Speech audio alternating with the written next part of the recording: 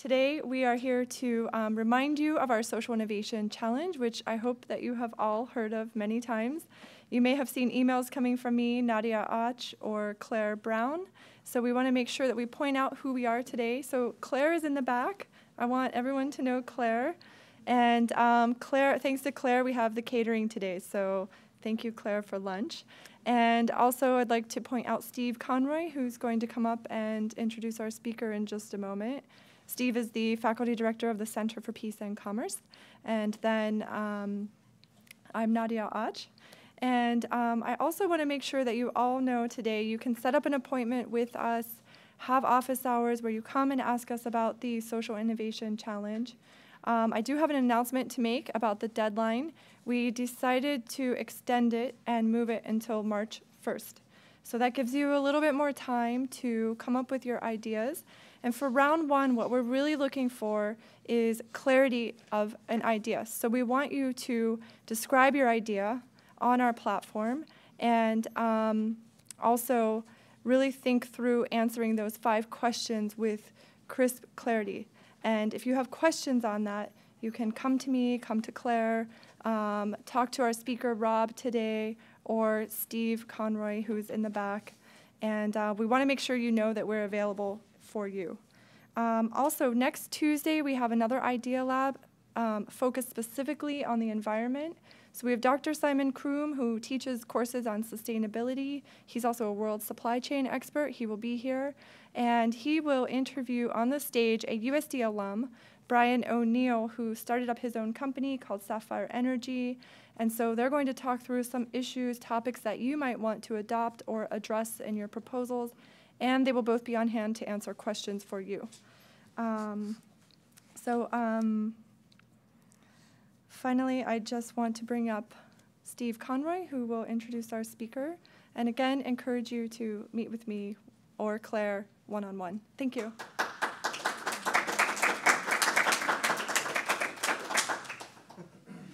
It's a good thing I didn't eat much for lunch, or I wouldn't have made it through that. Thanks, Nadia and Claire. You guys are doing awesome this year. It seems very calm on the surface, but behind the scenes, there's a whole lot of frenetic energy behind the Social Innovation Challenge this year. Claire and Nadia in particular are working tirelessly on this event. It's exciting. Up to this point, we've given out $42,000 total for the SIC. This year alone, we're going to give out $40,000 just this year. How's that sound? Not bad, huh? We're ka-ching, that's right. We are scaling this thing up very quickly, and that, of course, is due largely to generosity of our donors and benefactors, the people who are supporting us. It gives me great pleasure to wake up every day and think about the people that have really put their money on the line for us. They believe in what we're doing, and I believe in what we're doing, and I think that we're making a difference. We're making a change. And this campus is all about change makers now. Really, to me, it's hard to find a greater area of change, real change, than right here in the Center for Peace and Commerce, and in particular with the Social Innovation Challenge. So I'm really excited about that. I'm really excited also to have Rob Hanna here, who's a friend of the CPC. We first came to know Rob, Nadia first came to know him through his association with the Dell Social Innovation Challenge, which he has since moved on from. He's an international speaker. He's been on campus before. He's done great. We still invited him back, even though he's been on campus before. I know, we're going to see how badly he can do this time. We want to see him really fall on his face. He's an international speaker on social impacts. If any of you are curious about social innovation and what that really means, and obviously social impact is a part of that, we've got an expert right here. It's hard to find someone who knows more about those topics than Rob Hanna does. He's been doing this for a while. I know from my conversations with him that he comes to us with a background even in Wall Street, and so he's been all over. Core expertise derives from 20 years' work leading governments, philanthropies, corporations, nonprofits, and communities to net positive gains in many domains. Of course, when we talk about positive gains, we don't just think about profit, although obviously that's an important part, but also the social impact. What's the social dimension? And all of us who are in this room, I hope, are concerned about both of those dimensions. His passion is guiding individuals to make the best financial, in-kind, and human use of available resources, focused on improving the world. His insights and trainings accelerate social innovation and entrepreneurship for the public good in every engagement, as he believes everyone has latent abilities to create wealth for society. All can share social wealth. He's earned 3 separate U.S. Governor's Awards for creating statewide public-private innovative platforms that brought clean drinking water to hundreds of thousands of poor and rural residents across the 16 states. Many of you are aware, I hope, that we have a $10,000 Environmental Sustainability Verizon Prize due to the generosity of the Verizon Foundation, who's donated $20K to the CPC. So we have a $10,000 prize focused on environmental sustainability projects. And if you're thinking about that, your odds are pretty good because we don't have as many projects in that area as we had hoped and expected. And that's in part why we're pushing the date back to March 1st.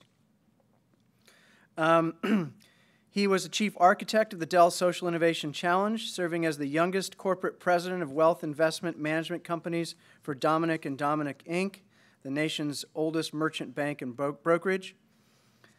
A graduate of the University of Florida and has earned a postgraduate certificate in financial markets from NYU. Currently serves as founding partner and product architect of Social Wealth Partners. So he doesn't just talk it, he does this, right? This is what he does. It's a social impact consultancy. As director of impacts for Hope Campaign, a global charitable events and production organization, and as managing director of Social Wealth Investment Management, Inc. I will now turn it over to Rob Hanna.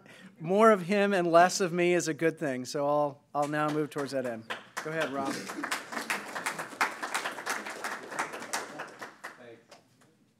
I always love coming here, not only for the wonderful introductions, but just because you guys have such vital energy and excitement, and the campus is so incredibly beautiful. So there's a lot of social wealth already here. My presentation today is hopefully going to add some value to you personally. My expectation, and I start with some assumptions, is we never start from zero. We're always in process. And I think if we check in, the reality is that we're already improving the world. Maybe it's not explicitly what you count every day, but we're doing it. And I would suggest for your consideration that along those lines, there's some interesting sort of markers to know how well you're doing. These are a couple of the ones that I know that I'm on an innovative pathway. Okay? So the last one sometimes surprises people, but all I can say to that is what they say in Texas, a little thought bubble there. But you can see that innovation in and of itself is really, it doesn't have to be a cranky raised middle finger to the status quo, but it often is a repudiation of what is in some form or fashion. And if you don't like the way things are, you get cranky. And if you pivot off of being a critic, which is just sort of gassing and complaining, and you want to do something, you become really impatient to act, because you realize that there's something better that could be there that's not yet. Most of your projects already have that ambition hardwired into it. Would we agree? You know that there's something that's not quite right or could be better, and that's what your project's about. And expecting to achieve that, increasing the probabilities, that's a mildly arrogant stand, especially to the people who are invested in keeping things the way they are, right? Change can be incredibly threatening with people invested in the status quo. So how do we accomplish overcoming all of those sort of cranky and impatient tact and mildly arrogant attributes? I would suggest by becoming increasingly selfish in the sense of learning what core personal abilities and elements you can master to facilitate that change in the world. So you're already doing that because you're here. You're enrolled in school or have been. And education is one of the prime examples of being selfish and improving yourself, and it's worthwhile. And it is not only when you improve yourself improving the world because you're better off, but it is a pathway for helping others. So today and forevermore, let's think about being selfish in ways that add up. I like throwing everything out front and saying, here's everything there is to need to know. Here's the 5 elements that'll get you to the finish line and fantastic success for everyone. And throughout this presentation, we'll get through probably half of these in a little bit more detail, and I want to leave room for discussion. But the reality is it's not that complicated. We tend to like to make things more complicated than they are, but there's really a few things that you have to kind of get sort of down to the fundamentals and basics and understand and then forget about as you internalize them. That'll enable you to be wise, capable, talented, and energized enough to change the world for others. So we'll walk through these, but essentially the baselines that matter are critical. Observable gains is the underpinning of everything. We'll talk about how we measure those. That was sort of the ABCs. And we'll tie those directly to your projects. And if for anybody else who's in the audience who doesn't have a project and maybe has an initiative or a nonprofit or a social issue they're interested in, we could play around with that. People in charity and philanthropy and everything don't particularly like the language of business, but I like to think of things explicitly. So I talk about products and product mixes. And there's really very few categories to think about.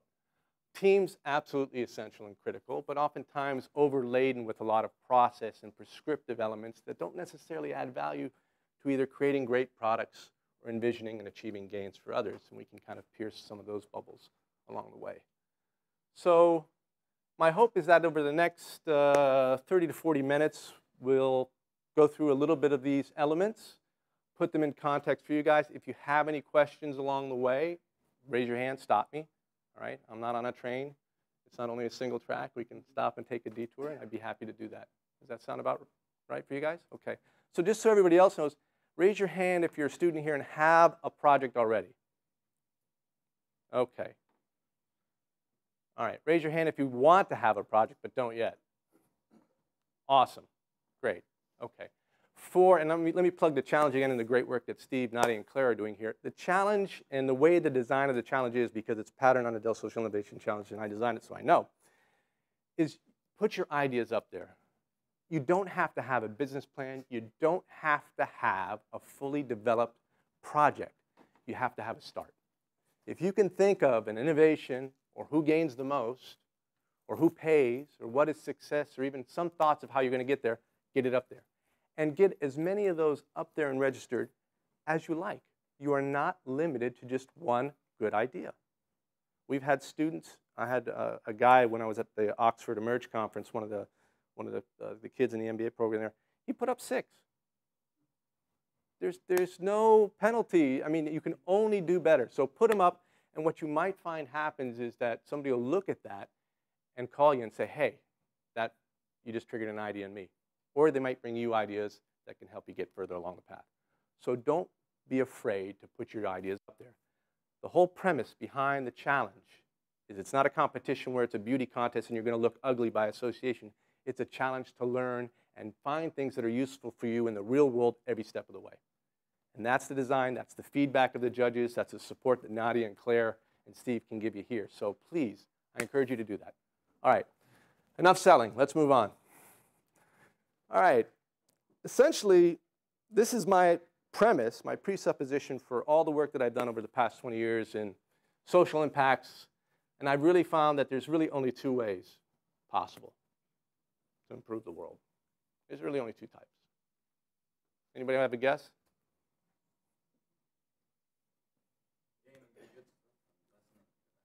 Oh, man, this guy. All right, move to the front of the class. Come on up here. What did he say? He said, make or buy more good things, right? If this is a balance sheet, it's like, let's inflate our assets. Did he read your book? I got to write one. I think I'm going to get him to write my book. Exactly. Or buy or make bad things go away. That's it. That's really it. And this is true for everything, not just for dollars. This is true for every aspect and every issue, whether it's environment, whether it's peace and understanding, literacy, homelessness, et cetera, et cetera. This is really the core potential that we have as entrepreneurs and innovators to change the world for the better. Okay. There are profound implications, though, depending upon which side you focus on, or both. So if we're after net positive gains, economists like to call them externalities, or social scientists, what is the net effect of all that you do. Interface, Ray Stevenson and Patagonia, under Chenard, are good examples of companies that are being much more transparent about everything from supply chain to product reclamation and reuse. So they're saying, here's where our net effects are. We're not just giving our customers a gain in the products they buy, but we're also going to show you and demonstrate that everything we do is adding value to society. That's incredible. They've exposed their entire balance sheet and the balance sheet of everybody that they touch in their operations to try to convey to you that they are net positive for the world. Phenomenal. Many of you already know that the world is shifting that way. Much of the communications out there in the corporate sector, whether it's corporate social responsibility or corporate responsibility or whatever you want to call it, are all now trying to move to posture and get into a place where they can start to make those claims, are all starting to look at everything about their businesses and seeing whether or not it does add up to a net positive effect. The tides are changing. People are demanding that. So as you think about what you do in terms of your projects, or whether you want to join a nonprofit or join the corporate world, much of this landscape is going to come along for the ride. Negotiating it is going to be your biggest challenge. So the questions that we ask in the challenge, who gains the most, who pays, what is success, how will you get there, are really the fundamental ones to ask no matter what level of scale you're at, from a little project to a big corporation. And these will help get you closer to deciding who gains the most. So what are we really after? Who does gain the most? Society? The world? Organizations? Communities? Right? How do we get to society gaining the most?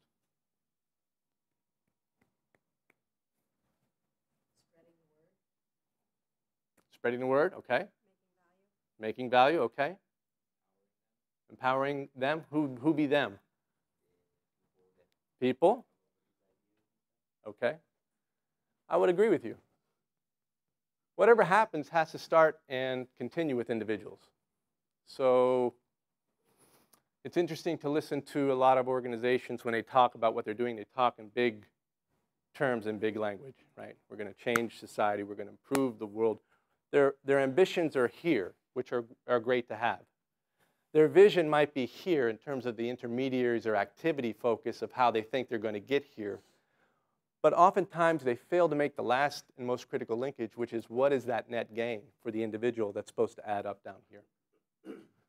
So when we talk about measuring social impacts and measuring gains, certainly we could talk about aggregates here, but that affords you very little operational value in your project. How do I get there? You really have to migrate all the way up to the foundational element of individual gain to understand how those pieces would then flow through to add up to environmental and world and social gain. So all of these are inextricably linked. There's individuals at every step of the way, no matter where you package them. You can put them in organizations, you can put them in communities, but they're still there. They're the atoms of gain. You got to pay attention and think about this in every aspect of your project. Then you can start making bigger statements once you have that figured out. So when we think about it, I sometimes use the language of business about buying and selling because they're inextricably linked. When we think about making things for people to consume, I don't want to ever make a social good that nobody's going to buy, right? So I have to figure out what it is that individuals themselves, whether they're collective in communities and organizations or roll up into groups and bigger, are really interested in having and achieving. So from the point of view of gain, I have to figure out the only possible types of gains that are of interest to individuals. Now, you said spreading the word. So many groups are into the awareness and raising awareness game. And that's right. I mean, marketing, right? Reach. We have all of Madison Avenue advertising. It's big money. How much do they pay for those commercial spots at the Super Bowl? That's cha-ching time. So raising awareness makes a lot of sense. But how many marketers will continue and how many corporations will continue paying big bucks for raising awareness if consumers don't turn around and buy and shift awareness into a behavioral change, right? So as we think about designing our projects, we should probably take into consideration that awareness may be the easiest thing to spread, but it's probably the hardest thing to measure, right? It's hard to observe whether or not you have more self-esteem now than you did when you walked in a room. How would I know? How do you know what I'm thinking? Behavior is a little bit more clear, right? Yes? And then conditions, probably the easiest of all to observe. If we're talking about what our senses are relative to. But of course, you know, technology will improve our sensitivity for both conditions and behaviors down to the molecular level, and that's fine. But you don't need to go there. Stay in the middle ground. Start there. So what you want to do is you want to take everybody you can and shift them over into accentuating clarity, first of all, on what behavioral gains and what condition gains are better than the current baselines. What are you really after? Does this make sense? Okay. From a measurement perspective, does it also make sense? Right? We don't need to do in-depth satisfaction surveys and a lot of, you know, blind sample groups to figure out what an awareness is. In fact, this is very observational. We can do simple verifications. Yes or no, right? Yes or no, is the child reading on grade? Yes or no, is the community fixed all the broken windows and closed the crack houses? Yes or no. You can put almost any particular social issue from an awareness conceit into a behavioral or a condition operational framework. So let's play the game. Go ahead, let's stump the choir. Give me one. Environmental issue, peace issue. Let's see if we can't find one that won't move from a very nebulous and abstract concept to something concrete and tangible. Fantastic. Okay, so we're already in California. I can rule out all the rest of the world. That's good. That's pretty tangible. So we know we're in conditions. We know we're in public school. Okay, now what's the baseline that matters? Failing grades. Failing grades. Poorly paid teachers. Okay. Which one of those do you want to focus on first? The student performance or the teacher's performance? Great. And how do we know students are performing? How do we know? Yeah. By their measurable output of grades and the way that they behave at home. I mean, there's so many different conditions. That's right. That's right. So, but suffice to say, do we have enough ways in which we could already agree we would know of students who are not reading on grade or who are math and science illiterate or whatever behind? Do we already have enough ways of verifying that they are doing better, would you say? Yes. Great. So we don't have to worry about coming up with something new. We actually already have those. So maybe then what we do is we just agree what are the behavioral tests and the condition tests to verify that whatever innovation you have has achieved success. Well, you can see how the children react to it, whether they are amenable to the program you have. That's right. That's right. That's exactly it. So you look and see whatever it is. Is it after-school mentoring? Is it coming in and performing a little module with the teacher in the class? I mean, I'm not going to suggest what the intervention is. I'm simply saying there's so many ways you could already take what's existing out there and make that part of whatever your innovation is to verify and gauge progress and measure it every step of the way in ways that everybody would agree with already. We don't have to invent anything. So that was relatively easy. Give me a hard one. I've seen a lot of projects that are focused on working with younger students and building their confidence and how that will be beneficial to them in the long term. How do you measure that confidence? I love it. What exactly will a person with an impact of increased confidence be able to do or achieve in new behaviors and conditions that they can't? That's how you pivot from internal states. You find out what the analog is in some sort of observable behavior or condition. So and there's probably a good deal of knowledge out there about what those achievements are. Yes? Well, the thing is that you have to establish a rubric by which you're measuring essentially what you're setting up. So you say, this is what I want to, this is where I'm starting out with, this is what I'm going to do, this is how I know I've achieved it. That's right. And my suggestion about the rubric is that you stay away from awareness claims because they're incredibly hard to observe and evaluate. Well, but I'm not saying they're not valid. They absolutely are. My internal states are incredibly valid for me. I like being happy all the time, right? But it's hard for me to look in terms of numbers and groups at how persistent that awareness of happiness is if I can't have some sort of progressive and measurable milestones that are either behavioral or condition-based to observe.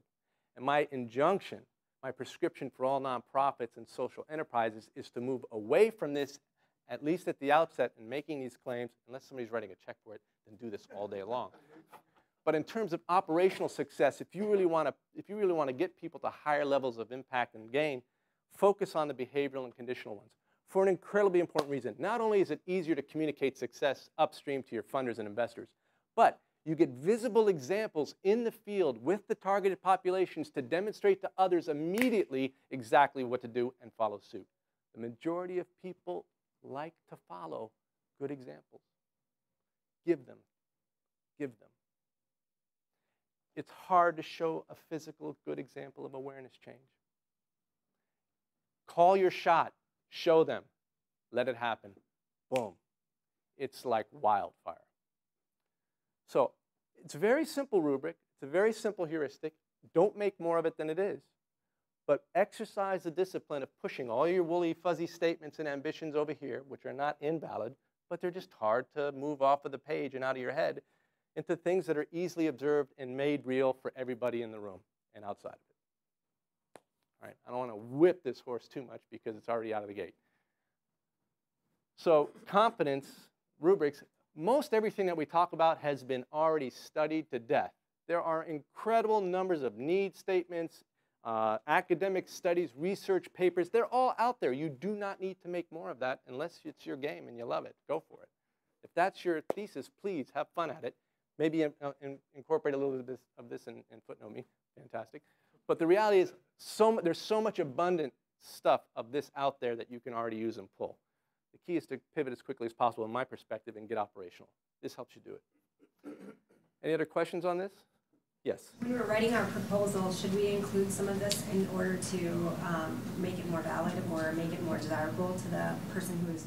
That's a very good question. What I will say, and we'll get to a little bit about the difference between operational tools and what works in practice versus what do we package and sell, or what works in theory.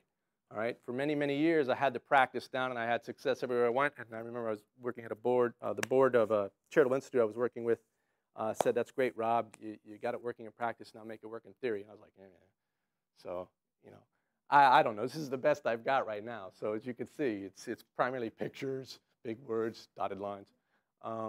But the reality is operations should precede, practice should precede theory.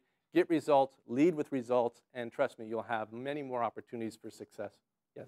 I think, Rob, as an investor, yes, you know, in this case, a judge, one of the first things we look for is what is the measurable impact, right? Yes. What is the difference that's being made? No one argues about the awareness issue, but it can't be measured. It can't be measured in a tangible way. So. Yeah. So I would just say let's leave off of that. But I think more and more the tide's already shifting. A lot of people are already there. So I won't be able to. Yes. So how is this different than a classic logic model? It seems to modernize this somewhat. Well, the logic model was interesting because we did the outcome funding model before the United Ways came up with the logic model, and I was one of the lead trainers nationally. And about half of the United Ways were using this model, and then the logic model was sort of their proprietary brand that they ended up adopting and spreading. And you know, I don't want to be too critical about it. I think the logic model works great, but it's hard to apply it operationally. It's very good in terms of thematic clarity, but it's hard for groups to navigate by it. It makes good representations, but the linkages themselves exact a lot of drag that what otherwise could just be straightforward statements. So that's, you know, my only complaint. But I'm happy that it's there and it's working because it's better than what was there before, which was nothing. So. So we have questions all the way down. I mean, you know, this is starting points, and I'm not trying to give you answers. I'm just trying to give you frameworks for how to look and question and improve the answers that you do want to get. Maslow's triangle, everybody's probably heard about that for quite some time. I like keeping things simple in the three-way sorts. What baselines matter most? Survival, to people who want to survive. Do you care about survival? I mean, but I mean, are you waking up every night worrying about it? No, so you're over it. So it doesn't matter most for you, but I mean, you think in the overall scheme of things for people who are faced with it, absolutely. Yeah, and I would agree. But what about for those of us who already have survival needs met? Maybe we want more equitable social rights and values, right? And those of us who have that, maybe we're here attending USD, getting degrees and much more aspirational goals. I mean, so there's different baselines that matter most wherever you are, and depending upon who you're talking to. And I just want you to be aware that even though we can look at this and maybe think it's a progressive continuum, that it might or might not be. And what I mean by that is, let's take a look at Hans Rosling for a second. The world my father told me about 50 years ago was a divided world. It looked like this. Each bubble is a country. Size is population. Blue, Africa. Red, Asia. Yellow, Europe. And green, the Americas. Vertical is child mortality. From 30% of children dying before the age of 5 down to almost 0 child death. Horizontal, number of babies born per woman. From 8 to less than 2. But most countries were up here. Women had 6 to 7 children. Child deaths were frequent. Almost every family lost 1 or more children. In many people's mind, the world still looks like this, developing and developed. But it's a myth, because the world has improved immensely in the last 50 years. Here we go. Year by year, child mortality fell in almost all countries, and as child mortality fell, women chose to have fewer and fewer babies, and that enabled them to invest more time and resources in each child. By 1990, some of the so-called developing countries had already made it down here. Some were in between, and a few remained up here with very high child mortality. Ethiopia had hardly moved at all. It had passed through decades of famines and political turmoil. Many people think that Ethiopia is still stuck up here. But look what happens after 1990.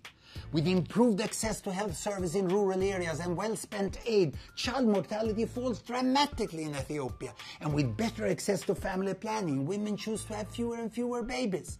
Ethiopia has come halfway and is moving quickly down to this corner. But Ethiopia still faces many challenges. I will split the Ethiopian bubble. The capital, Addis Ababa, is already down here. But the remote Somali region of Ethiopia still have high child mortality.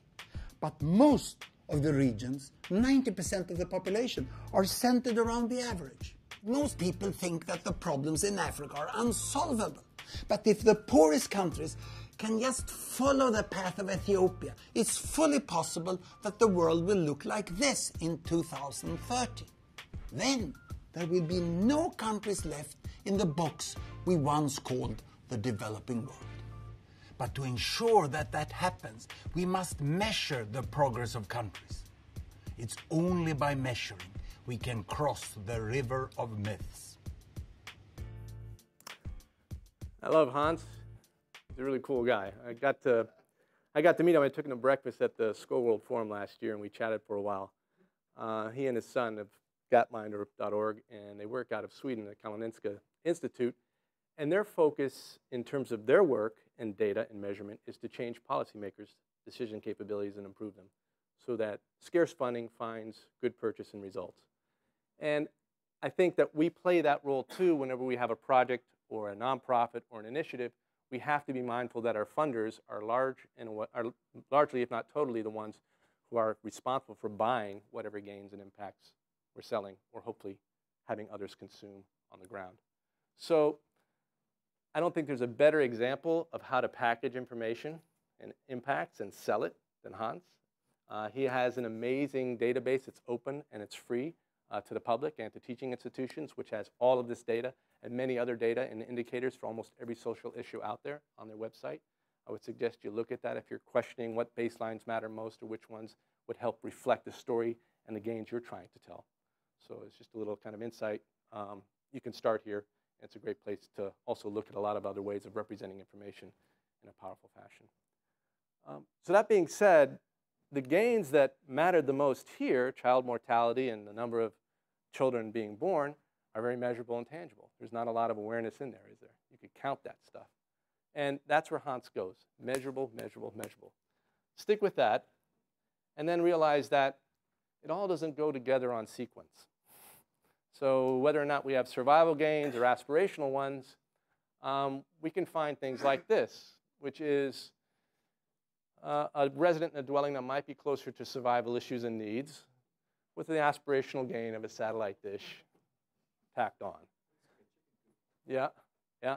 And the reason I bring this up is I did over 100 economic development projects with the Appalachia Regional Commission throughout Virginia and Appalachia region. And one of my funders and investors was a state community development block grant agency in Virginia, Todd Christensen. And Todd was excited and happy to take me out and show me exactly how their funds were being spent. Now, this isn't a picture of the shack that he showed me. I just pulled that off the internet, but we were up touring on the ridge line, and he was like, look at this, you can see right through the, look at one side and see outside the other, and they got a damn satellite dish on there. And I said, well, Todd, you know, you may feel that other things are more important, but it's hard-pressed to tell these folks what their priorities should be. Maybe it's not worth pursuing a lot of other basic things until they have some sense of aspirational achievement and gain. And I go, you know what, I'm at peace with that. I don't care if part of our funds go for these aspirational improvements, because what we've seen is the behavioral change comes quickly along behind the condition improvement.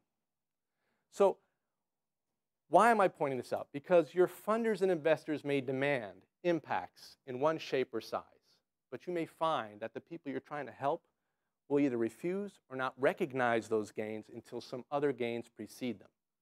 So be aware of that you can have multiple impacts and multiple gains in one single project, in one single initiative, and that's okay.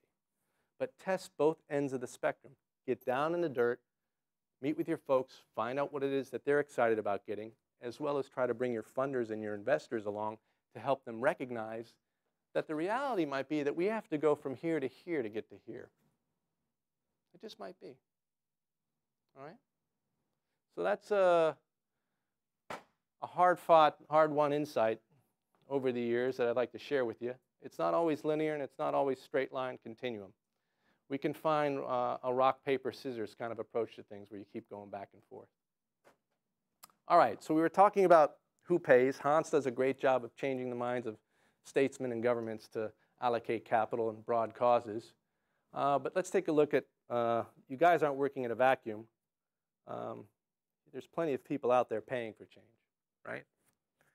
Do these all seem familiar to you? You all heard about them before? Is it unusual? Yes, no, maybe? What's a board member? Oh, very typically when I sit on boards, that's what happens. Oh, you are? Just bored. Yeah. Yeah. I'm glad that you were reading, see? Good. That's the only sort of like little, that's the only red herring I had up there, but that's good. But these are pretty much part of the landscape, right? I mean, a lot of this language, you know, venture philanthropist, that came out a little bit over a decade ago. I was one of the founding board members of Social Venture Partners, and actually worked with the chapter here in San Diego for a while, and was on the international board up in Seattle. But we also notice that there's a lot of rhetoric and a lot of, you know, from the theory side about, you know, triple bottom line, other stuff out there, and frameworks that are already existing. Certainly, you're going to find a lot of folks, whether it's logic model or anything else, that's out there and saying, here's the way it should be. And that's fine, to the extent that you could change the labeling and the language to meet what they're understanding and recognizing, that's fine. But from an operational perspective, keep your model lean and clean and targeted to gain. So I say that because being a white-collar migrant worker that I am, and a consultant, as of 2007, nonprofits in the U.S. alone consumed $1.4 trillion, employing 15 million people. That's not chump change. It's pretty significant. I was one of them, you know, and that was just to kick out $300 billion in largesse, of which was consumed by many other nonprofits. So if you were to bring Hans in and let him do his magic work with the numbers, where you have, as an investor, 1.4 trillion in, what do you think we were going to get out of that? Well, 10-time multiple, right? Well, I think the industry of my colleagues and peers are struggling to make a good case for that. However, I think we have one, which is an employment program for liberal arts majors like myself, for 15 million people, which I say it tongue-in-cheek, but it is valid. But the real ambition is that how is this industry and how are these funds really going to achieve better for where we're hoping they'll go? Yes? What's the average salary per month? Oh, I don't know. It's a good question, but I think you probably go on to the average. It's all over the map. But I will say this, the salaries for most people in the public sector should be higher for better performance. And I think part of the problem is appreciating and valuing talent. One of the biggest issues I have with the whole industry is this notion of best practices. I go, it's not best practices, it's best practitioners. How much do you think the Wikipedia Foundation? I'm sorry? Isn't Wikipedia a nonprofit? Yeah, that's what I'm saying. There's a lot of individual initiatives out there that are either underpaid or non-paid, which are fine. But I think if we're talking about a professional industry, I think we should really be pushing more about performance for outcomes and impacts than just what's the average pay scale and can I keep moving in the shell game from one organization to another. And I'm saying this is my peers. This is what I've seen working around and through this. So if we look at sports, you know, nobody trades playbooks. They trade players, right? And they pay premiums for coaches that can perform. And I think the same value should be placed in terms of performance in the social and the charitable sector. But it's hard to get there because we don't have a clear set or a clear matrix of gains that are adding up so that you can start to fully allocate costs to performance. So the tongue-in-cheek statement here is at 1.4 trillion for what? 15 million people being employed. That's the best I can say right now in a tangible, measurable way until all of these organizations and professionals give me the rest of their story. There's a story there and there are impacts there, but it's not coming out in a definitive and a progressive way. So that's the sort of the injunction here is to kind of kick my colleagues and myself in the pants and say, come on, guys, we can do better. All right. So how do we do better? There's only 4 dimensions possible of improving return on investment in social impacts. Only 4. And it's always with individuals. And it always rolls up to world-class global scale. And it starts here. The first 3 is the depth of gain. And I'll give you some examples. The breadth of gain, the scope, being the numbers of people who also achieve the same depth and breadth. So when I was in Los Angeles County and Orange County, we created a platform for the homeless management information collaborative there. 208 nonprofits, LAHSA, Los Angeles Homeless Services Authority, a couple other municipalities, and a lot of funders. And we were interviewing and talking with the nonprofits and saying, okay, what's your project, what's your approach? And one of the nonprofits say, well, we believe that homelessness can be solved by the behavioral change of employment. We think that one of the primary reasons that people are unemployed is because they've lost a job. So our model is to work with the individuals, get them off the streets, enroll them. The first behavioral change is to enroll them into an assessment course to see where their skills are. The second one is to pair them with one of our associates and our counselors and get them interviewing skills. And third objective is to get their behavioral change to a point where they can sit in front of the many corporations that have partnered with us who are willing to hire the homeless and succeed in an interview and attain the job. And we said, that's great. Very clear, we understand it, great. Boom, you got your milestones, we understand the levels of gain, perfect. Another group also said that, well, we also believe in the behavioral change of employment model, but we also think that employment's not enough, that along with employment should come some conditional change. We have to get the person off of the streets and then assess them for mental or substance abuse and see what their physical conditions are. Then we want to get them into a stable housing situation in a halfway house. And then after they've got a job, maybe into some subsidized Section 8 housing. And then after they held the job for a while, maybe then into a market rate, durable home. And we said, wow, that's awesome. And they said, oh, yes, but that's not all. And we believe that once we do that, their awareness will improve along the way. I said, very reasonable. We like that. Great.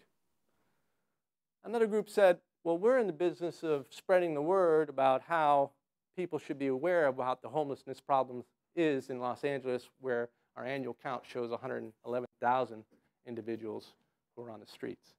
We said, well, that's okay. Anything else? And they said, no. We said, well, all right, not good enough.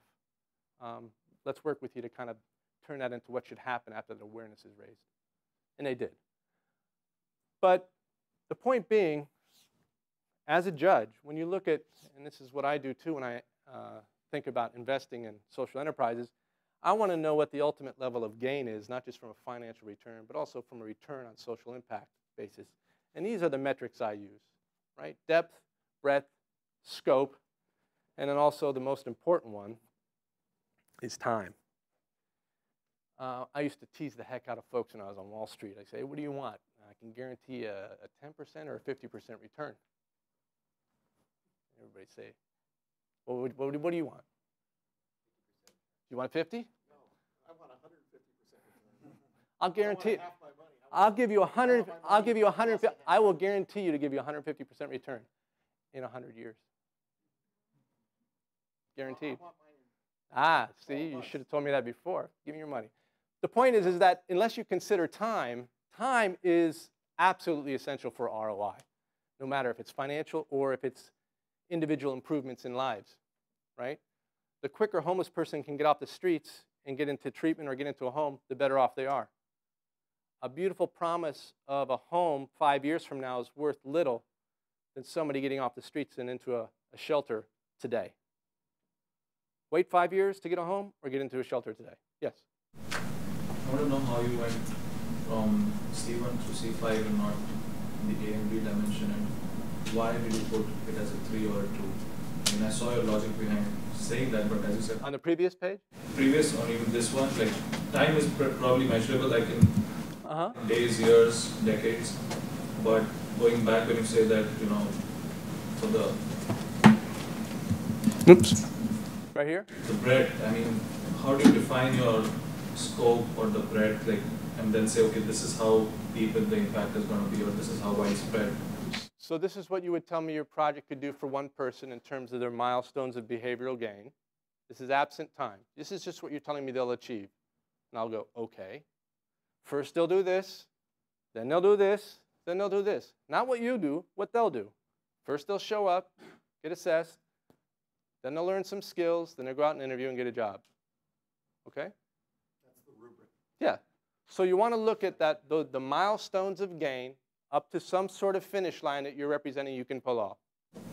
Okay, so those can be very specific to the case that you are pitching for. That for this, these are the 3 KPIs, so to say, like, these are my performance indicators for that particular behavior or that particular... Yeah, this is what you're looking for operationally in the results of all the clients you're dealing with. If they're not progressing on these milestones, then you know something's wrong, and you can either go course correct, change what you do, right? Give them additional service, whatever it might be. But this is what you're holding constant, their gain. And this is a great, I'm glad you raised, this is a great point. What a lot of groups do is they don't hold this constant. They hold their activities and programs constant, and they let this vary. What are your results? Oh, well, we got some over here, and we got some over here. Well, no. You hold, it's like a fund manager with your 401k or your money. Do you want them to hold to your return on investment, or do you want them to start moving around and creating different things that don't have any impact on your results? This is money in the bank. This is what your clients do is everything. Yes? So within a project application, would you want us to identify what the feedback loop mechanism might be within the project proposal side? Yeah, that's where you'll get to. Once you understand this rubric and can start to speak to it, then that's the natural fulfillment is get to that positive feedback over time so that you can make course corrections at time along the way as opposed to at the end in an evaluation. Okay. Did that answer your question? Great. Okay. So time has 2 components, applied and elapsed. Elapsed is critical, that's the ROI, but from an investor's point of view, I want to know the fully allocated cost, what's it take to get there, right? Are you doing things concurrently, sequentially? What's the loading factor? And you need to think about that as well. What is it going to take you guys to pull off this ambitious achievements for however many people you think you're going to do? This is right-sizing your ambition to not just the calendar time, but also the applied time of resources, in-kind, human, and financial that you'll need to pull it off. A lot of investors and funders will pressure you to compress elapsed time, not realizing that some things have to happen over a period of time. You need to make that case. I'll give you an example. The stock market. stocks don't appreciate incrementally the same amount every day, right? You may sit in your portfolio with a specific stock for a while, and then Michael Dell will come out and say, we're going private, and you'll get a 25% bump in a day, right? But that stuff doesn't happen until it happens. Oftentimes, people can be very idiosyncratic. They're not going to have constant improvement every day. You're going to learn as you go along where those junctures are, and you need to make sure that you're being very effective in how you're applying time to accelerate those junctures, but giving yourself and your investors enough clarity about how long it'll take to get everybody there. So applied and elapsed time, think about both of those. They're highly consequential. All right? Any questions on that? Okay. Let's have a discussion about projects. Or do you want to keep going? You want to keep going? Does anybody else want to keep going? Yes, no, maybe? Okay. All right. What is success? Who's buying? Who's paying? You really have three types of existing buyers as social entrepreneurs and social innovators. I'll give you this is sort of the classic profile: givers, funders, and investors. At a very high level, you know, checkbook charity, givers, emotional appeals. They're out there. They write checks. Kickstarter is full of people who are givers. You're not getting funding programs on Kickstarter. You're getting people who are signing checks from the heart, who are excited, right? They're incredibly valuable. There is a higher proportion of people in the U.S. writing checks as a total amount of philanthropy that are givers than any other demographic.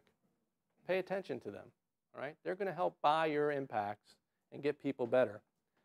Funders, these are the professionals, the white-collar migrant workers like myself. You know, we're the ones who think that we have the process that works for everybody.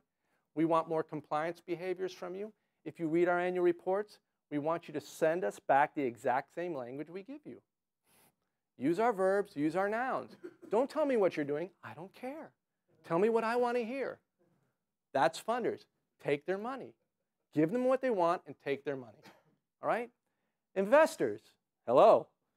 We're a little bit more shifty. We're kind of the oily group, you know? We're a little sneaky. Yeah, what are you doing over there?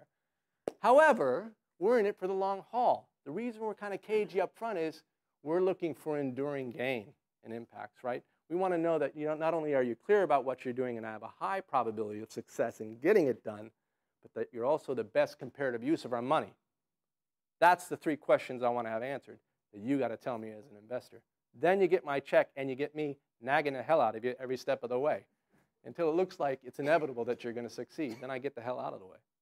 But those are sort of the three sort of profiles that you can look for and embrace all of them. It's not an either-or statement, all right? You can find money. It's out there. Look for it, but give them what they want and be prepared for the questions they're going to ask. Yes? Those donors, or the people that are giving you money, you can't necessarily get money from if you're not a nonprofit, correct? I mean, it really all depends. I mean, there is no right or wrong way. Certain funders primarily have counterparty requirements in terms of 501c3 registrations and all that stuff. And in California, you even have such exotic, what is it, Section 25. You got a lot of nice new kind of entities out there that are trying to play both sides of the fence, and God bless you, and I hope you do. But the reality is, if you can have a conversation and they say, well, you know, I have a charity, and I'd like to give it to you out of my charity. Do you have a 501c3 that can receive it for you? Why not? Of course. Yes, why not? I mean, there's always, where there's, my mom used to say, where there's a will, there's a way, and where there's a check, there's a way. What about Kickstarters? Where generally do you find Kickstarters? The online platforms? No, just the type, the givers that way. You know, I'm going to a conference in New York. It's called Crowdopolis by Daily Crowdsource, and I'm actually going to learn a lot more about that because that's a great question that I'm trying to answer myself. Yeah, more and more. Indiegogo. Yeah, I mean, there's tons, and they're popping up almost every week. But these are the intermediaries who are sensing a market. But what's interesting to me is the market behind the intermediaries that they're sensing. You know, I'm a fisherman. I'm not interested in the boat. I'm interested in where the fish are. So this is what I'm trying to get a little bit more clarity on, because we know that Americans habitually are givers. We give of our time and we give money. and primarily as amateurs, not professionals. So it's a huge market out there, huge market. And I think this is going to be direct to retail, a lot more interesting ways of getting social impacts in the future than we think of in that previous 2007 schema of a bunch of, old cranky white guys like me. Yes? I just wanted to ask the first question about Kickstarter coming to start one next weekend. I started a nonprofit, it's a lot of work, and you still have to pay $800, so you have to make sure you're going to make enough money, and then most investors on Kickstarter are only giving so much. They're not going to take the time to get the tax benefits of a 501 3C or whatever, but if you're planning to put $5,000, $10,000 rewards, you should do it. Yes? Well, by the same token, I just met with a young man last week who's starting a company here in San Diego called Give a Light that will create that intermediary step between you as the and the receiving organizations as a transactional based process where you register using Facebook. Yep. And you have a secure link to your credit card, etc. And then at the end of the year, you get an itemized statement. Yep. Of where your donations went, how much you paid each month, etc. They all qualify. Yep. Yeah, I mean, the innovation, there's no shortage of innovation on the front end, of raising money and getting money. Yeah, the social side of connecting is the challenge. Well, and this is what I hope will happen, is this notion that more and more buyers, whether you're a funder, a giver, or an investor, will start to think about buying the impact as opposed to the activity or the provenance or just the sort of profile of what's being offered. And along the lines of, like, Hans Schizo, it's a myth. It's a myth. It's not so much that it's a myth. The inputs and the outputs are very important, but it shouldn't be the only assay of where value is created. So I like to think that if people are getting better, that's the ultimate value that we want to drive more good dollars towards supporting. So when we think about getting in, the last word there is exit. Investors especially think about getting out. I don't know if you've ever heard the expression, it's a race without a finish line. Yeah? I just want to take their legs when they say that. Well, then you don't need these, because, come on, everything should have a finish line. Everything should have an end, an exit, okay, for two reasons. One is, if it's a race without a finish line, nobody's running. There's no point. And we can get farther forward faster if we have nice little increments to shoot for. So give people clear points of getting in and getting out. Give individuals who you're hoping to help clear points of gain, milestones. They don't have to go all the way. Let them get the first one, or the second, or the third. You have to impose both a start and a finish to have success. Otherwise, you have an activity. All right? So move to a place where people know where they can get on board and get out, and then you could start to celebrate a lot more often and have parties and fun. Every success is valuable because it signifies to others where they also could be getting to. If it's just one long continuum, there's no place for people to join. Yes? Rob, do you mean that only for people who are intended to get the benefit, or also for people who might be givers or investors? Everybody, from the individuals and communities that gain to the professionals in the intermediary groups like yourselves and students who are doing projects and trying to produce the gain, to the investors, everybody. Everybody should have clear demarcations of what is getting in and getting out and what that means in terms of added value and success. Success is powerful and it's very underutilized. One of the things that people don't always understand is nonprofits, there's no exit strategies. Okay? It's a nonprofit. It's benefiting society. You can't have ownership of that. Yeah. So those investors are invested to see certain outcomes associated with their investment. That's right. So that they can celebrate and you can have a party. That's right. Everybody wants a party. That's right. Okay. That's exactly the exit I'm talking about. The exit is the impact return as opposed to the going public and selling shares in the company. Yes? Somebody over there? Claire, you wait a minute? Yes, Steve. Do you see it as a trade-off? Is there a trade-off, or is this sort of a false notion of profits and social impact? No, I mean, all profits create social impact. There's no trade-off. I mean, just like if you look at Patagonia or Interface, I mean, the question is, are your profits net positive externalities or not? Look at Dell, 100,000 people. It's bigger than most communities. Yeah, what about ExxonMobil? Precisely. But we don't have enough transparency and clarity as to all of their effects to know how to answer that question yet. We're getting there. But the fact, if a corporation can do something that's even net neutral, the benefit of employing people and giving them livelihoods is a huge boon, I think. So I'm the last person to complain about there being a trade-off between profits and impacts. I think they go hand in hand. I think they go hand in hand. I think there's a lot of irresponsible companies that have been allowed to provide net negative externalities, and we're trying to clean that up, and that's why we're adding adjectives to entrepreneurship and calling it social now. We really mean it, but I think entrepreneurship and innovation was always and has always been social. It just maybe kind of got out of hand a little bit along the way. Well, when you say, okay, $1.5 trillion invested in nonprofits, because of the nature of nonprofits, that's the only investment you're going to get in terms of you're employing people, you get $1.5 trillion, you know that those salaries are going out there. The challenge is to identify what the return on investment is from that $1.5 trillion.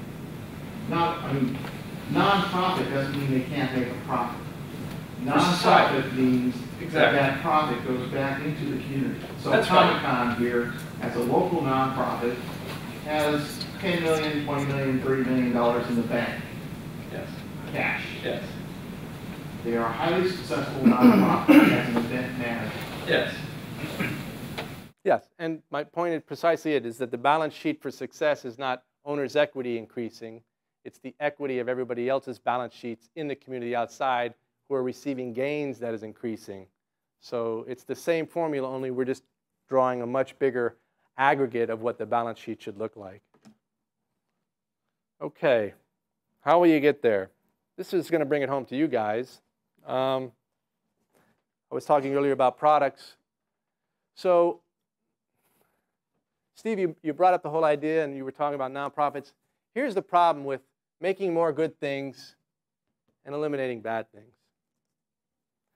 Companies want to be going concerns, right? I don't know of anybody who starts a company going, I want to go out of business in 2 years. The going concern mentality is pretty pervasive. It's hardwired into us. We are a great entrepreneur. The art of the start. We're great at starting things. We don't know when to end things. My admonition about having an exit and a success makes sense for investors, but investors don't want to kill the company. They want somebody to take it over and run it and give them the cash so they can go on their merry way. But they don't want the company to die.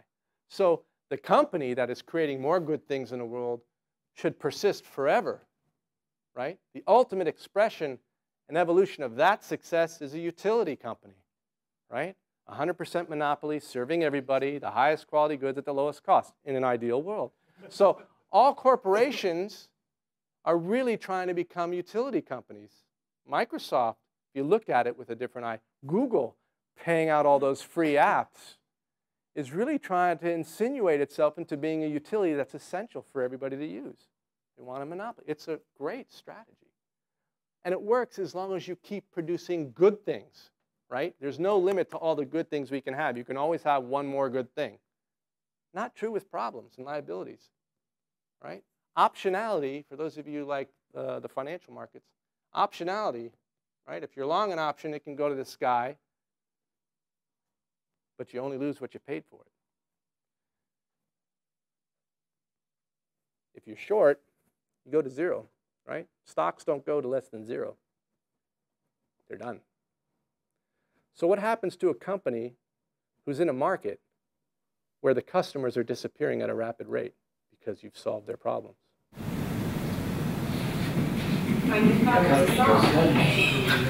This is precisely it. We have amazing And this is where a lot of the problems have been in the last decades by bringing all the expertise over from the for-profit sector into the nonprofit sector, is it brought in a going concern mentality to what many nonprofits have already stated are there to solve problems, where they should be actually using tools of intervention and insurgencies to solve it and get out of the way, sunset, and go on to the next problem. But that's not embedded in anything that they're reading or doing right now. And they don't understand what core business they're in. They think they're over here, but they're acting over here. I'm happy that nonprofit has all that money in the bank. Good for them. They're never going out of business. But you know what? I don't care if they're in business forever. I want the problems to go away. I want cancer to be gone. I want my mom to come back. No, but I'm saying I want all these things that we don't want to be gone, or to be so insignificant that we don't care about them anymore, that we don't have to continue to pump out $1.4 trillion saying we're doing good work in a race without a finish line. I don't think that's good enough. I think we can do a lot better than that. So the question you want to have is, can I take what I'm doing to solve a problem and flip it into a positive and create something good that displaces a negative? A lot of behavioral change, whether it's smoking cessation or drug addiction, 12 steps and everything, a lot of it is not changing people's habituation. It's changing the habits that they have. You go from doing drugs and alcohol to doing other things to change that loop. So you create better things for them to do as opposed to eliminating the bad things. It's hard to keep your eye on a donut, not on the hole. It's hard to make a negative go away. It's much easier to reframe what you're doing in a positive. If you can't, and believe me, if you want to eliminate cancer, that's it. We're going to eliminate cancer. If you can't, then try to understand that you're in the game of going out of business as quickly as possible and sell that. Remember, talent will always find buyers. If you can solve a problem, you can spin out, and then in California, if you solve the education problem or the teacher performance problem, guarantee you can go to Texas. God willing, come on, bring it. We need it. If you can do it, you'll find plenty of other people who will pay you to do it again. But go out of business where you are and then move on, all right? Or become a utility and continue providing good things and lock up the market. Provide the best there is at the lowest cost. Highly consequential depending upon what side of the balance sheet of the world you're working on. Highly consequential. This is about innovation, so you want us to figure out how to go out of business. If you're over here, absolutely. If you're over here, absolutely. If you're providing my water and sewer service, no. No, stay in business. Yeah, absolutely. But it's really, when we think about, world peace, saving the environment, well, what am I doing? Am I mitigating and toxicity in the watershed? What am I doing? Am I creating more pure air? I don't know. But I have to think about where I am and what my core business is before I can start to understand the team and the products I need to assemble to accomplish that and who might buy it. Now, I may say that I'm over here, but I may get investors to pay for this, and that's fine too. But that's different. That's selling. I'm talking about operationally. All right? So with that in mind, everybody understands, and this is not made up stuff. Use the OED definitions. I'm not trying to create new language here. Goods and services, everybody understands as products, right? It's not hard to figure out. People rarely ever think about events as a product, or environments as a product, or even ideas. Here's my examples. My favorite idea innovation, Dr. John Lister, over 100 years ago. How about if I just clean patients' wounds and wash my surgical instruments before surgery? Boom. Boy, mortality rates just went to the floor after that. Did he need to provide a good or a service to get that idea out? No, it caught on like wildfire. Doctors started doing it everywhere. Oftentimes, the best innovations are as simple as that. That's where your awareness, if it changes behaviors, becomes powerful. Environment products, you have and Florida has one of my favorites in terms of offline environments, Disney World. It's not an event. It's not a service. It's not a good. You go in there, oh my God, it's an environment. I'm in the Magic Kingdom. My favorite online environment product is the Social Innovation Challenge. and all your projects. But it could also be everything from a gaming environment. I mean, my God, what is it, Modern Warfare 3? $467 million in 24 hours. Money talks. 24 hours sales, 467 million. Bigger than any other entertainment product in the history of civilization. And it's an online game. So you're hooked. Well, I'll tell you. Games, this is a little segue. We have a lot to learn from online gaming, or just gaming in general. Console, PS3s, Xboxes, what have you. Ask your parents if they have one. What they are incredibly successful at doing, aside from getting you kind of hooked onto it, is rapidly accelerating learning. You don't read manuals. You don't study stuff, and you're constantly hooked on achievement. I got to level up, level up, level up, level up. I mean, if we could take that brilliance and put that into social change products where people are addicted to leveling up behaviors and conditions, get out of the way. It's brilliant. But that just goes to show you the power of an environment product, because you're immersed. This is not, I wouldn't consider it a good, I wouldn't consider it a service, I'd consider it an immersive environment. All right? And there's a lot of intelligence that goes behind it that I think we should explore when we think about our projects and social programs. Events, you know, concerts. For those of you who are faculty here, your 13 weeks of courses are a series of events. 1 to 2 hours, right? Have some sort of progressive relevance, but they happen and then they expire and they're gone. And those very same classes will never be repeated again with the same components of individuals and understanding. So that's it. Services and goods, you guys know what those are. You don't really need examples. As you think of your project, when we ask you what's your innovation, the embodiment of that innovation might be one or a combination of all of these. Think it through. Think it through in terms of what are the gains the individuals need to achieve from consuming these products. What are your intentions? What behavioral, what awareness, what condition changes, and what's the best product mix to take them there, all right? So the last little connection that we'll make is, you know, be careful of these awareness traps to kind of get you off focus. And what I mean by that is when you're starting out, you can keep it very simple, and you should. Later on, when you want to get a lot more artful and sophisticated, you can kind of delve into these things, but just use the rubric and the heuristic here and just fill it in. What is the idea? What have you? That's all you really need. You don't need to go much further than that.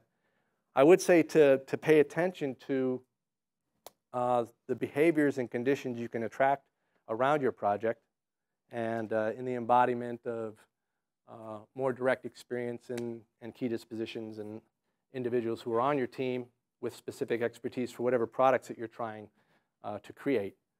And along the lines of products, I always try to include warranty provisions. What is the absolute minimum performance that this product will produce for whoever consumes it? When you can get to that description, you've nailed it. You've nailed it. So if I have a class and I'm going to instruct you, I would want to say at the end of the class, what is it that you're going to be able to do differently that you couldn't do before it? Right? If I can answer that question and you're excited by that answer, that's a lock. Chances are you'll probably even get there before the end of class because you're already predisposed to it. So the value of a warranty isn't self-imposed discipline alone. It's cueing your audience, your consumers, your beneficiaries into exactly where they're going at a minimum. Then they can go farther. Let's see. Oh, and this gets to the notion of, you were talking about $800 and a nonprofit and everything. I totally agree. People get kind of wrapped up. Well, I've got an idea. Let's become a formally registered charitable organization, you know, in the public sector, because that's how we'll be eligible for grants. You can do all that stuff. There's certainly a valid recognition now for even blended organizations. I think that was it, Section 25 or whatever. I mean, we're seeing more and more of that being formally, even formally regulated. So all of these are there for you. My strong suggestion as an investor is to stay informal for as long as possible. Do not spend money, time, frustration, administrative headaches, trying to push all this stuff out until you've got some really valid and exciting impacts. And you can always find a formally registered organization that would happily take you under their wing and give you an umbrella to operate for a while. Absolutely. Yes, sir. Yeah, there's actually several fiscal agents or nonprofits here in San Diego. One that's being set up called missionedgesd.org. So they're a nonprofit. They've gone through, they provide a back end, et cetera. They can prepare a term sheet to act as fiscal agent. Yeah. So I mean, you don't have to deal with all that. That's right. And that kind of abundance in the environment is present. You just have to go ahead and reach out for it. The last piece I wanted to talk about is what you individually can do right now, even before leaving the room. These are what I call the 6 key dispositions of success in creating social innovations. I used to walk into poor and rural communities around the country and say, look, you don't have to be born this way, just act this way for the life of your project. Success is guaranteed. It's inevitable. We can get these. Nana, do you have that article? Maybe if people want to get a copy of that, which we'll have a write-up and then these in the back? Yes. The electronic? Okay. But it's really quite simple. And the bullets are just sort of behavioral and observational ways to know if your team members are actually being that way. So lead by example. Adopt these yourself. Work flows a lot easier, a lot faster, and success comes a lot quicker. I think that's close to what I've got. We've covered all the 5 elements, just in a very cursory manner, hopefully in a context in letting you know that how they relate. I didn't give you the perspective of looking at this from a point of view of a social investor, which I use the exact same heuristics and framework to do. But it's sort of the inverse of looking at how much gain I can possibly get, making sure that products themselves have very clear and concrete warranties on delivering either behavioral conditional changes. I look to making sure the team's expertise, in addition to the 6 dispositions, aligns to whatever their product mix is. And of course, I look for the ROI in terms of elapsed and applied time. Then I just make the basis of choice on whether or not they are the best and the brightest of all my other comparative options. And hopefully take it to the bank and celebrate success as quickly as possible. So do we have any other questions on any of these individual elements or how they might apply or not apply to your projects? Yes? Do you have any thoughts or suggestions, especially for students, about collaboration or working in partnerships and looking at sort of the higher level model of the nonprofits that seem to survive best are those that don't try and go it alone, that seem to collaborate, partnership, try and deliver more using collaborative networks than trying to be either in a little tiny niche or a small community of service delivery or things like that. I imagine a lot of people here could benefit from having someone to talk with that, and working together. Yeah, there's a wonderful dynamic tension between learning and doing. Learning isn't a doing from my experience. So I think you want to be around and collect around you as much as possible people who already have accomplished what it is that you want to do.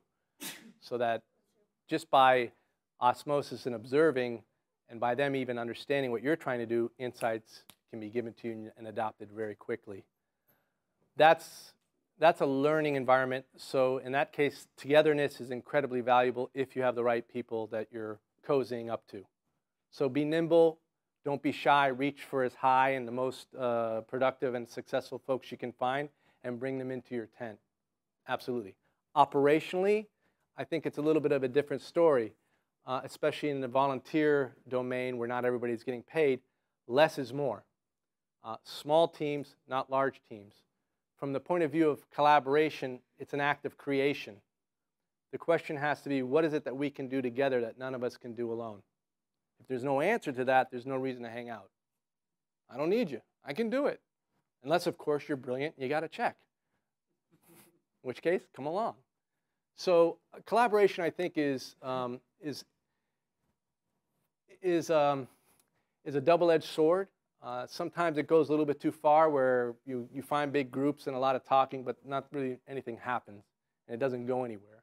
So I think if you could set it up and keep a rigorous definition to wanting something to come out of it and be clear and drive that for the selfishness that we talked about earlier of gain, you'll find that your collaborations will be a lot more effective and richer and produce value.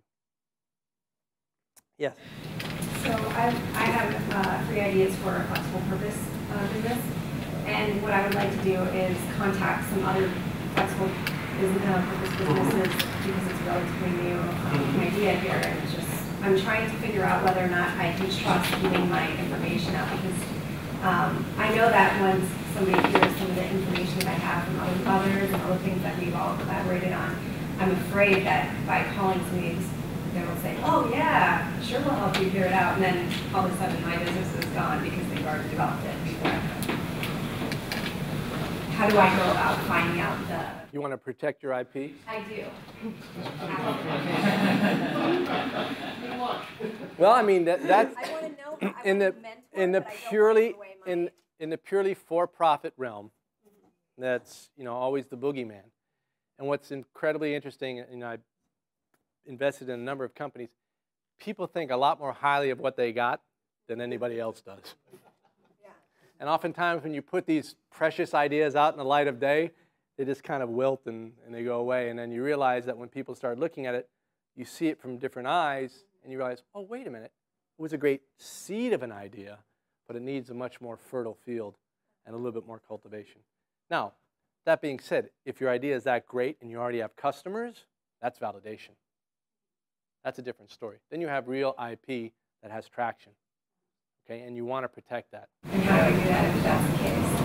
NDAs, non-disclosure. NDAs, non-disclosure, all of the typical frameworks, being very wise and careful about who you associate with, because even an NDA is not protection. Especially if it's a large firm, they'll just paper you to death. So, I mean, it's a jungle in the sense that, the bigger animals tend to win. However, if we step back and very quickly, for me, IP, for profit, you want moats, right? Warren Buffett. Nobody gets in, this is it. In a nonprofit and a charitable intent, I want bridges. I want to export the IP as quickly as possible because I want more people to win. Chances are this is not your only and best idea, but if you prove to others you're a font of great ideas because they've taken it and used it, your value increases. So maybe the value that you're going to try to appreciate right now is vested more in you than in this entity that you're trying to create. Because if somebody else can run with it and save lives or improve people's businesses, yeah. But but you have to balance that judgment. For me, I like to give stuff away. Because then people remember me and then they want to do something and they get to a point where they want to do the next thing and then I get called. The time that it takes for my family in order to develop it, that it makes a cost. It does, but those are sunk costs now. You either have to sell or you have to exit. Please. Please. Oh, I did. Oh, yeah. It was back when you were talking about whether or not to be in an informal or not formal, and I think that planning early, and I'm a law student, full disclosure, and you guys want some business, want an attorney, let me know. I have some that I work with, but if you go earlier, especially with collaboration, you want those as early as possible written down so that there's no arguments and the company doesn't fall apart in the future because you're saying, oh no, you said we're going to split everything down the middle. No, that's not the case, or I want to sell to Google, I don't. All these problems you should write down early. And also the tax benefits. If you collect all this money, suddenly you're going to get taxed on this, but if you're a nonprofit or if you're a corporation, you can carry forward your losses, at least at first. Most startups are going to be making money. So just a little plug for myself, let me know. Sure. Well, I think lawyers are valuable. I don't, I'm not going to. A little value. No. They're incredibly, it's an incredibly valuable service, and especially the pro bono work. And you're right to touch upon those points of organizational structure and preparation, and I think those are valid to know about. But there are lots of really inexpensive ways for startups to do it, and to protect your IP, for instance, you can file on your own for $125, just disclosing to the patent office what your idea is, why it's novel, and if it's not novel enough, then you probably shouldn't be doing it anyway, so it's a good market tester too. Yeah. And it's like $150. The most will be your time. Thank you. Trying to explain it. Cool. Right at 2 o'clock, Steve. You're Yeah, like, it's 2 you're o'clock. like, you're like a I Swiss gotta give you the hook. cuckoo. That's good. Thank you very much for I all you appreciate it. did. My Yes, pleasure. Good work. Thank you, guys.